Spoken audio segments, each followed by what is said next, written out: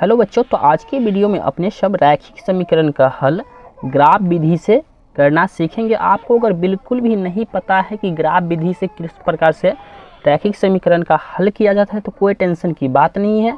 इस वीडियो को शुरू से लेकर अगर आप लास्ट तक ज़रूर देख लेते हैं तो निश्चित ही मैं गारंटी दे सकता हूं कि आप निश्चित ही किसी भी रैखिक समीकरण का हल ग्राफ विधि से कर लेंगे। तो चलिए बिना देर किए हुए इस वीडियो को शुरुआत कर लेते हैं। शुरुआत करने से पहले एक रिक्वेस्ट है कि अभी तक इस वीडियो को आपने लाइक नहीं किया तो लाइक भी कर दीजिए एंड चैनल को भी सब्सक्राइब कर लीजिए। तो चलिए बिना देर किए हुए इस वीडियो को शुरुआत कर लेते हैं। सबसे पहला काम यहाँ पे क्या करते हैं, यहाँ पे समीकरण दिया गया है कि 2x + 3y बराबर 4 और दूसरा दिया गया है x + y बराबर 1 का हल बोलता है ग्राफ विधि से करना है। तो ग्राफ विधि में हम किस प्रकार से पहले हल करते हैं, तो यहाँ पे जो समीकरण दिया गया है उसको हम लिख लेते हैं कि 2x + 3y बराबर कितना है, तो 3y बराबर है 4। इसको हम नाम देते हैं समीकरण 1 और दूसरा समीकरण ये है x + y बराबर कितना है 1 है, तो इसका समीकरण का नाम देते हैं हम समीकरण 2। अब यहाँ पे करना क्या होता है कि समीकरण 1 को मतलब यहाँ पे हम लिख लेते हैं समीकरण 1 से, यहाँ पे लिखते हैं समीकरण 1 से। समीकरण 1 से क्या करते हैं कि यहाँ पे जो है ना इस समीकरण को पूरे समीकरण को y के टर्म में हम बदल लेंगे। क्यों y के टर्म में बदलेंगे, क्योंकि यहाँ पे हमको समीकरण 1 के लिए और समीकरण 2 के लिए एक एक सारणी बनाना होगा जिसमें कम से कम x का 2 वैल्यू और y का 2 वैल्यू निकालना होगा। इसी के लिए हम क्या करते हैं समीकरण 1 को पहले क्या करते हैं y के टर्म में बदल लेते हैं। तो समीकरण 1 ये है, तो यहाँ पे हम लिख लेते हैं y बराबर क्या हो जाएगा, y बराबर यहाँ पे देख लीजिए y के टर्म में बदलेंगे तो यहाँ पे बराबर में इस साइड में 4 है तो 4 हम लिखे। उसके बाद देख लीजिए यहाँ पे प्लस में 2x है तो इधर आएगा तो माइनस का 2x हो जाएगा। और उसके बाद क्या हो जाएगा, ये 3 गुना में था तो यहाँ पे इधर आने के बाद क्या हो जाएगा, ये भाग में आ जाएगा। इसके लिए हम क्या करते हैं एक टेबल बना लेते हैं। तो यहाँ पे हम क्या कर लेते हैं, इसके लिए टेबल बनाते हैं। यहाँ पे कम से कम x का 2 वैल्यू और y का भी 2 वैल्यू लिखेंगे इसमें। तो यहाँ पे हम क्या करते हैं एक सारणी बना लेते हैं समीकरण 1 के लिए। तो यहाँ पे सारणी में हम क्या करेंगे,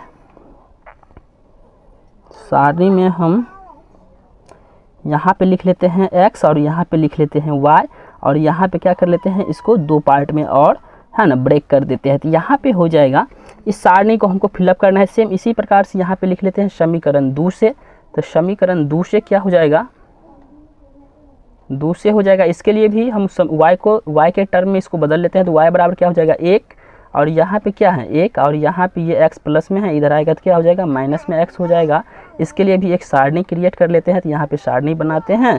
सेम इसी प्रकार से क्या करते हैं, यहाँ भी क्या करते हैं x लिखते हैं और y लिखते हैं, इसको भी 2 पार्ट में और ब्रेक कर देते हैं। चलिए अब क्या करते हैं, इस सारणी में हम x का वैल्यू रखेंगे तो y का वैल्यू हमको प्राप्त हो जाएगा। यहाँ पे x का वैल्यू अगर इसमें रखते हैं तो y का वैल्यू अपने आप आ जाएगा। तो यहाँ पे जो वैल्यू रखना है वो अपने मन से रखना है, कुछ भी रख सकते हैं आप। 0 से शुरुआत कीजिए, 0 रख सकते हैं, प्लस का 1 रख सकते हैं, प्लस का 2 रख सकते हैं, प्लस का 3 रख सकते हैं, प्लस का 4 रख सकते हैं। इस प्रकार से जहाँ तक रखना हो सुविधा के अनुसार हम रख लेंगे।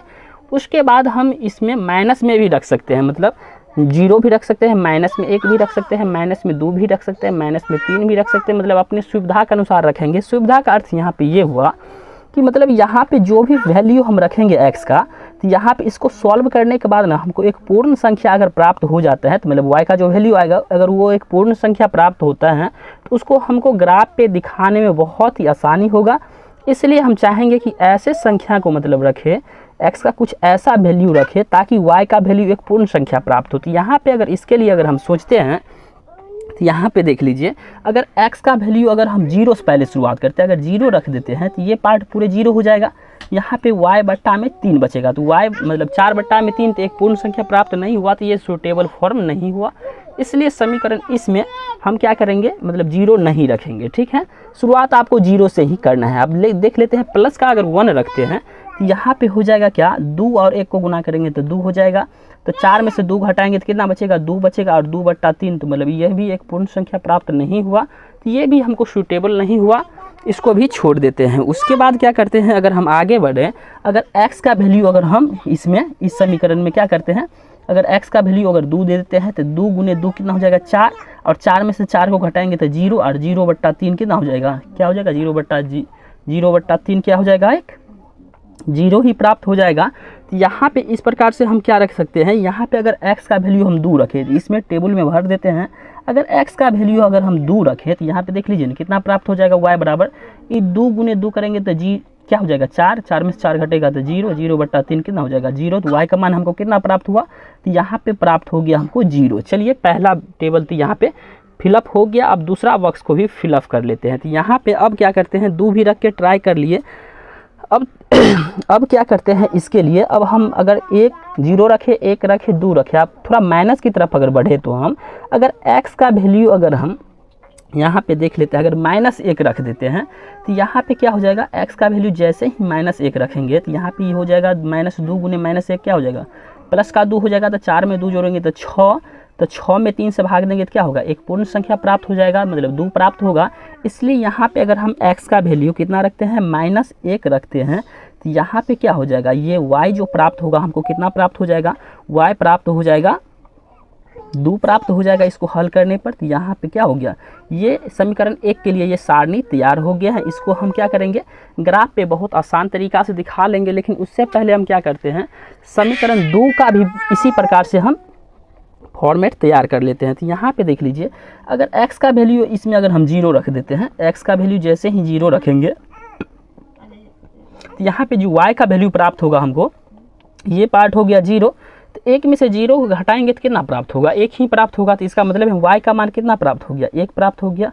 चलिए पहला इसमें भी फिलअप हो गया। उसके बाद अगर हम करते हैं दूसरा कंडीशन लगाते हैं, अगर x का वैल्यू अगर हम 1 रख देते हैं, अगर x का मान कितना रख देते हैं, 1 रखते हैं, तो यहाँ पे देख लीजिए क्या हो जाएगा, मतलब 1 में से 1 घटाएंगे तो कितना हो जाएगा 0, मतलब y का मान कितना प्राप्त हो गया हमको, 0 प्राप्त हो गया। इस प्रकार से क्या हो गया, दूसरा सारणी भी फिलअप हो गया। अब इसको हमको कुछ नहीं करना है, इसको जाके और ग्राफ पे सिंपली बैठा देना है इसी वैल्यू को। तो चलिए अब हम ग्राफ पेपर पे देख लेते हैं। देख लीजिए, तो यहाँ पे एक हम ग्राफ पेपर सेम इसी प्रकार से लिए हुए हैं, और यहाँ पे हम क्या किए, सारणी भी बैठा लिए हैं ताकि हमको इस सारणी को देख के यहाँ पे वैल्यू पुट करने में आसानी हो। चलिए यहाँ पे पहला सारणी में दिया गया है समीकरण 1 के लिए कि क्या है, समीकरण 1 के लिए कि x बराबर 2 लेना है और y बराबर कितना लेना है, x बराबर 2 लेना है और y बराबर 0 लेना है। तो x के तरफ हम कितना जाएंगे 2 और y की तरफ कितना जाएंगे 0, तो y की तरफ हम 0 गए। तो यही पॉइंट हमको प्राप्त हुआ। इसका हम नाम अपने मन से दे देते हैं, a नाम देते हैं जिसका